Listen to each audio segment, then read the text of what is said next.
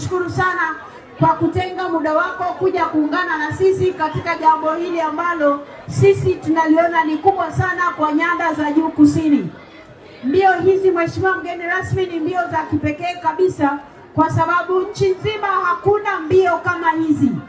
Hizi ni mbio pekee ambazo tunakimbia siku mbili. Na tunakimbia siku mbili kwa sababu tunataka kutoa fursa ya aina zote za wakimbiaji. Kwanza tunaanza na wakimbiaji wale wanaokimbia hapa uwanjani mita 100, mita 200, mita 400, mita 800, 1500 na wengine wengi. Jana tulikuwa pia na mchezo wa kuruka. Kwa hiyo ukiona watu wanaruka hewani utashangaa kama vile wameshikiliwa na kitu.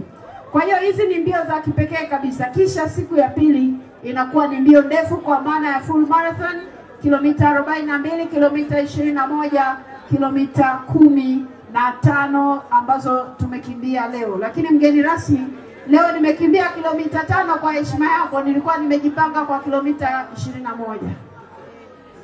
Ndugu wakimbiaji wenzangu, leo hii tumewezeshwa na wadau mbalimbali. Kwanza kabisa nitumie fursa hii kuwashukuru ninyi nyote mliokuja kuungana na sisi. Kwa sababu marathoni hii isingeweza kufanikiwa bila ninyi kujiandikisha. Asanteni sana wadau wetu wakubwa ambao kila mmoja wenu amejiandikisha.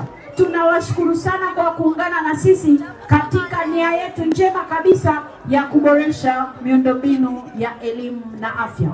Mheshimiwa mgeni rasmi, kwa ufupi kabisa, wakati mbio hizi zikianza tulikuwa tunajishughulisha na miundombinu moja kwa moja ya elimu na afya. Lakini hivi karibuni serikali ya awamu ya 6, serikali ya Dr. Samia Suluhu Hassan, Rais wa Jamhuri ya Muungano wa Tanzania, imefanya kazi kubwa na nzuri sana kwenye hili eneo la afya na elimu. Kwa hapa Mbeya mjini tumejengewa shule nyingi za sekondari, tumejengewa shule nyingi za msingi.